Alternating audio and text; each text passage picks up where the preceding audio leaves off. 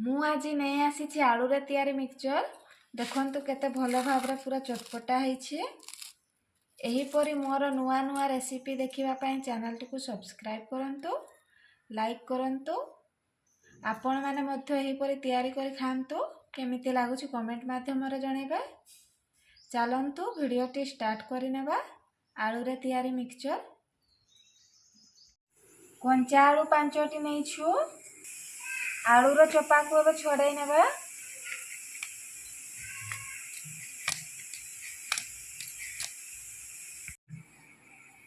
ଆଳୁର ଚୋପାକୁ ଭଲ ଭାବରେ ଛଡ଼େଇ ନେଇଛୁ। ଏବେ ଆଳୁକୁ କୁରି ନେବା।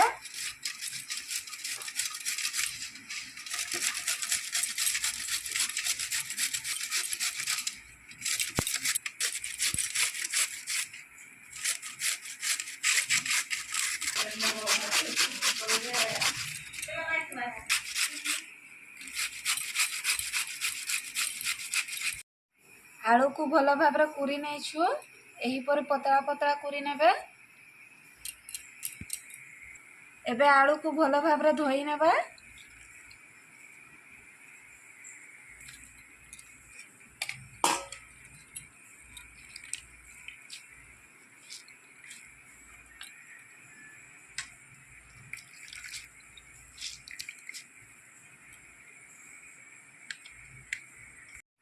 ଆଳୁକୁ ଭଲ ଭାବରେ ଧୋଇ ନେଇଛୁ। ଏବେ ଛାଣି ନେବା ଆଳୁକୁ।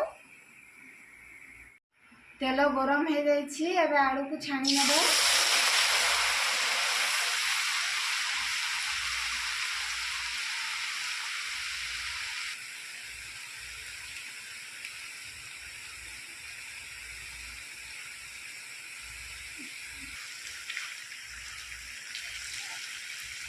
ଏହିପରି ଆଳୁକୁ ଏପାଖ ସେପାଖ କରୁଥିବେ ମଝିରେ ମଝିରେ।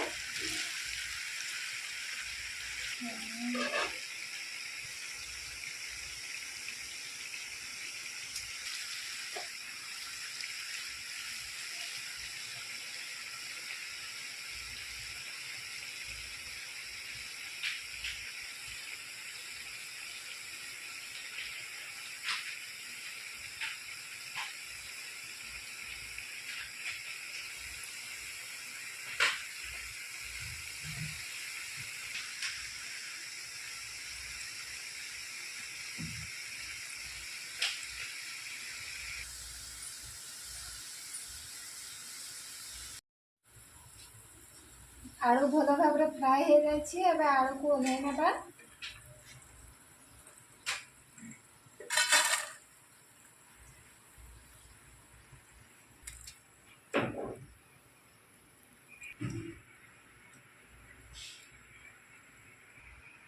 ଏବେ ସବୁ ଆଳୁକୁ ଫ୍ରାଏ କରିନେବା।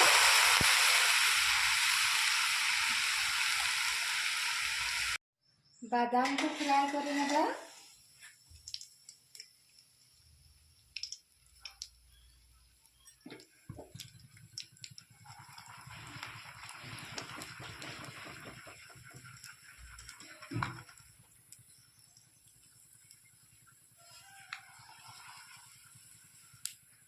ଫ୍ରାଏ ହେଇଯାଇଛି ବାଦାମ। ଏବେ ଓହ୍ଲାଇ ନେବା।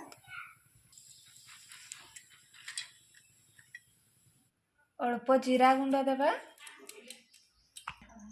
ଅଳ୍ପ ଲଙ୍କା ଗୁଣ୍ଡ ଦେବା। ସ୍ୱାଦ ଅନୁସାରେ ଲୁଣ ଦେବା। ସବୁକୁ ଭଲ ଭାବରେ ମିକ୍ସ କରି ନେବା।